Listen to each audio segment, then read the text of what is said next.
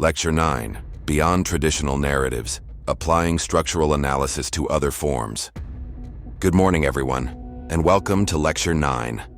Last week, we delved into the foundational theories of Vladimir Propp and Claude Bremond, exploring how their frameworks illuminate the underlying mechanics of film and television narratives. We saw how Propp's functions provide a blueprint for linear, hero-centric stories, and how Bremond's branching logic better accounts for character agency and fluid consequences. Recap, Propp and Bremond basics. Just a quick recap. Propp gave us 31 functions, a consistent sequence of actions characters perform in traditional folktales, forming a rigid but powerful narrative structure.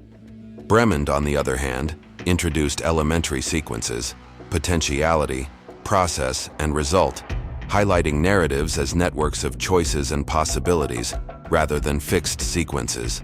Today, we're taking those analytical tools and stretching them even further.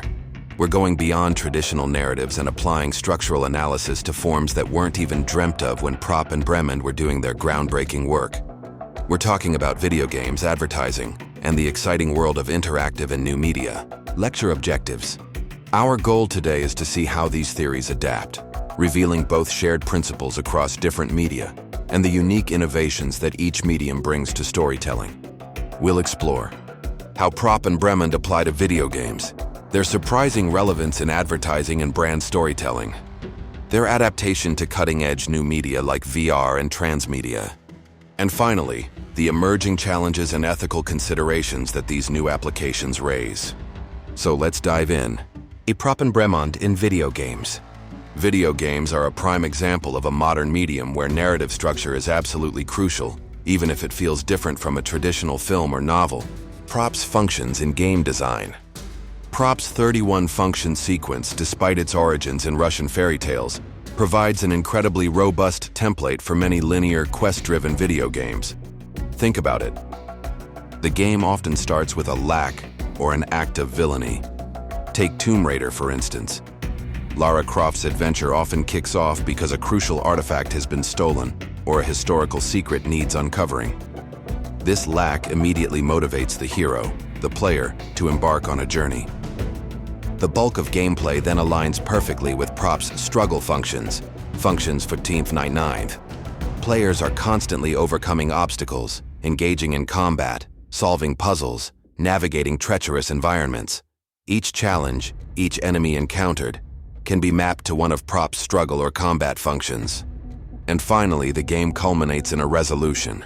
You defeat the final boss, retrieve the stolen item, save the princess, restore equilibrium. Think of the climactic battle against Ganon in The Legend of Zelda, a textbook Proppian resolution where order is restored to Hyrule. Propp's limitations in games. However, Propp's model isn't a perfect fit for all video games, especially as game design has evolved. Its inherent rigidity often clashes with player agency, particularly in open-world games. Consider Skyrim. While there's a main quest involving dragons and world saving, players can spend hundreds of hours ignoring it completely, exploring, doing side quests, or just causing chaos. Propp's linear progression struggles to account for this player freedom, where quests can be ignored, reordered, or even failed without ending the game. Another limitation is with multiplayer dynamics. Games like Fortnite don't have a clear hero or villain in the traditional sense. Everyone is a player, and roles are constantly shifting. Who is the recipient of the magical agent when everyone is collecting loot? Propp's singular hero focus just doesn't fit. Bremond's schemata in interactive narratives. This is where Bremond truly shines in game design. His emphasis on elementary sequences, potentiality, process, and result perfectly aligns with the choice-driven nature of many modern games. Potentiality emerges with every branching decision.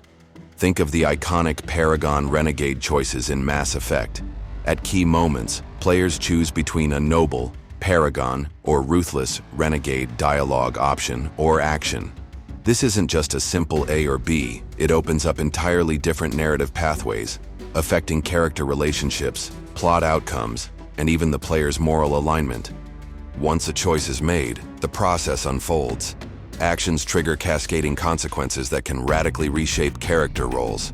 An NPC who started as a helpful guide might become an opponent based on your choices, or a seemingly insignificant character might become a crucial ally. The roles are fluid, not fixed. And the result can be either amelioration, a positive outcome leading to new potential, or degradation, a negative outcome, often leading to tragic endings. The Witcher 3, for example, is famous for its multiple, often bittersweet or tragic endings, all stemming from a complex web of player decisions throughout the game. Case study: Detroit, Become Human. Let's look at a prime example. Quantic Dream's Detroit, Become Human. This game is a masterclass in Bremondian narrative design. You play as multiple android protagonists, and your Bremondian roles are constantly in flux. As Kara, an android housekeeper, your survival and that of your charge, Alice, depends entirely on your dynamic interactions. Allies can betray you, enemies can become unexpected helpers, all based on your quick decisions and long-term choices. The game boasts over 85 endings, a truly staggering number, all emerging from nested elementary sequences. Every single choice, from a seemingly minor dialogue option to a major life or death decision, creates new branches, new potentialities, new processes, and ultimately vastly different results for the characters and the narrative. It's a pure, unadulterated example of Bremond's branching logic in action. So, we've seen how Propp and Bremond provide powerful models for analyzing video games. It highlights the shift from linear, quest-driven narratives to more complex, choice-driven experiences. 2. Structural analysis in advertising. You might be thinking, advertising? How does that fit into narrative theory? But I promise you, structural analysis is incredibly illuminating here. Advertisements, even short ones, often compress complex narrative arcs into micro-narratives designed to grab your attention and influence your behavior. Propp's functions in brand storytelling. Many advertisements, especially those focusing on problem solution, implicitly follow Propp's functions. They often begin by establishing a villainy, a problem or a lack that the consumer is experiencing. This could be hunger in a fast food ad, boredom, social awkwardness, or a practical inconvenience like a messy home. Then, the donor or magical helper appears, and this is almost always the product itself. The burger isn't just food, it's the magical agent that saves the protagonist from their gnawing hunger. The cleaning product isn't just soap, it's the magical solution that brings order back to the chaotic kitchen. Finally, the advertisement presents a resolution, satisfaction through consumption. The hero, the consumer, achieves a state of equilibrium, happiness, or social acceptance, all thanks to the product. A classic example of this is Apple's iconic 1984 Super Bowl ad. Villainy. The ad famously framed IBM, represented by the totalitarian Big Brother figure, as the oppressive conformist villain, stifling creativity and individuality. Donor magical helper. The Macintosh computer, carried by the athletic heroine, is the revolutionary transformative magical agent. Resolution. The smashing of the screen and the subsequent message implied that the Mac would disrupt the status quo, bringing freedom and innovation. It was a clear, powerful Proppian narrative distilled into a 60-second spot. Bremond's flexibility in campaigns. Bremond's branching potentiality, on the other hand, perfectly aligns with the more sophisticated, often serialized and interactive advertising campaigns we see today. These campaigns often start with a potentiality in the form of a cliffhanger or an intriguing setup. Think of the early Old Spice, the man your man could smell like commercials. They were absurd, memorable, and left you wondering what would happen next, inviting audience speculation and conversation. The process then unfolds through social media interactions. Brands actively encourage user-generated content, responses, and shares. The audience isn't just passively watching, they're becoming part of the narrative. Their comments, their memes, their fan theories, all these become part of the evolving story, reshaping the campaign in real time. The result is often deepened brand loyalty through participatory storytelling. When consumers feel they're part of the story, they become more invested in the brand. Let's look at Coca-Cola's Share a Coke campaign. This was a brilliant example of amelioration through personalization. By putting individual names on bottles, Coke transformed consumers into narrative subjects. Suddenly, finding your name, or a friend's name on a bottle became a mini-quest, a personal connection, and an opportunity for sharing. It created positive, personalized narrative sequences for millions. However, there was also a degradation risk. If a consumer couldn't find their name, or if certain names were omitted, it could lead to disappointment or a feeling of exclusion, disrupting that positive brand-consumer relationship. This highlighted how Bremondian cycles can also lead to negative outcomes if the potentiality isn't fully realized or if the process goes awry. 3. Adapting structural analysis to new media. Now we move into the frontier, how Propp and Bremond adapt to the truly cutting-edge forms of new media. These aren't just new ways of telling stories. They're often fundamentally changing the relationship between the storyteller and the audience. Interactive media, e.g. Netflix's Black Mirror Bandersnatch. Black Mirror Bandersnatch was a watershed moment for interactive streaming. This film is a perfect embodiment of Bremond's logic. At various points, the viewer is presented with a choice: fight or flee, sugar puffs or Frosties. And each choice spawns a new elementary sequence, creating a complex, sprawling narrative web. The viewer literally branches the story with their decisions. Yet, beneath this branching complexity, there's still a Propp shadow. Despite the multiple paths, core functions often anchor the story. The protagonist's quest for agency, or the unfolding of the central villainy, the mind control conspiracy, often reappears, guiding the narrative even as the player makes choices. It shows how even highly interactive experiences often rely on underlying structural anchors. Transmedia storytelling, e.g., Marvel Cinematic Universe. Transmedia storytelling, where narratives unfold across multiple platforms, is another rich area for structural analysis. The Marvel Cinematic Universe, MCU, is arguably the most successful example. Here we see distinct Proppian threads. The core Avengers films, especially the Infinity Saga, followed very linear hero arcs. There was a clear lack, Thanos' threat, a long struggle across many films, and a definitive resolution with Thanos' defeat. Each individual film also had its own Proppian mini-arc. But where the MCU truly uses Bremondian expansions is in its wider narrative ecosystem. TV shows like WandaVision or games like Marvel's Spider-Man on PlayStation introduce parallel potentialities. They explore character backstories, alternative timelines, and the consequences of events from the main films, enriching the narrative and offering new branches without disrupting the core cinematic thread. It's a masterclass in building a cohesive, yet expansive storytelling universe. Virtual reality, VR. VR takes immersion and player agency to another level. Bremond's potentiality truly comes alive in immersive VR environments. In games like Half-Life, Alyx, players don't just click a button to interact, they physically reach out, grab objects, manipulate the environment. These physical actions become the actualization of choices, making the player feel incredibly present and active in the narrative process. Every physical interaction is a potentiality being realized. However, Propp's limits are felt more acutely here. VR's emphasis on player embodiment fundamentally challenges static roles. If you are the hero in VR, that experience is deeply subjective. The traditional predetermined functions of a Proppian hero can feel restrictive when the player is literally embodying the protagonist and making unique, unscripted movements and choices.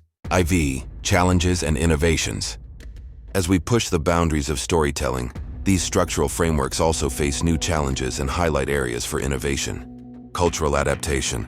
Propp, being rooted in a specific cultural context, Russian folklore, struggles with non-linear indigenous storytelling. For example, Australian Dreamtime narratives often don't follow a linear hero's journey with a clear beginning, middle, and end.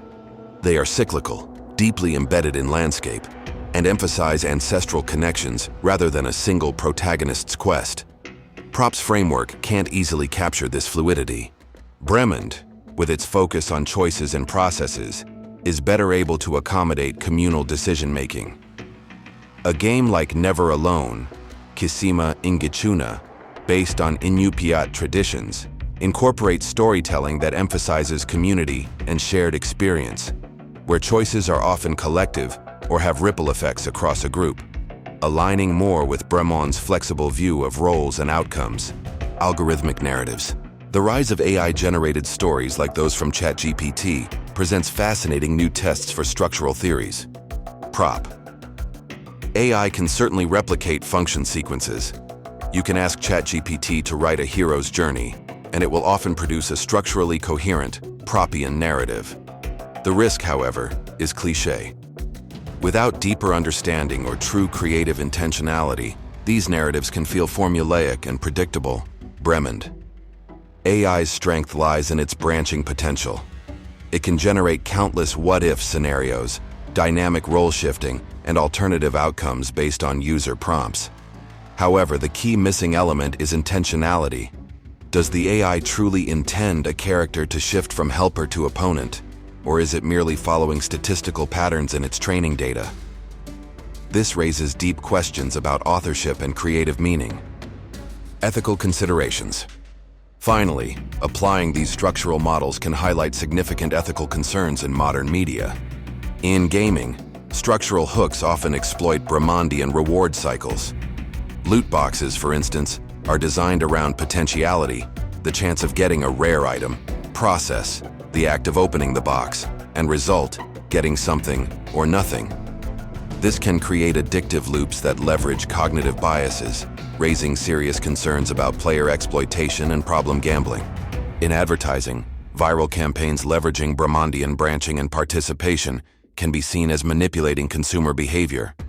By making consumers feel part of a story, brands can subtly encourage deeper engagement and purchasing decisions, sometimes without full transparency about the underlying psychological mechanisms at play. Conclusion.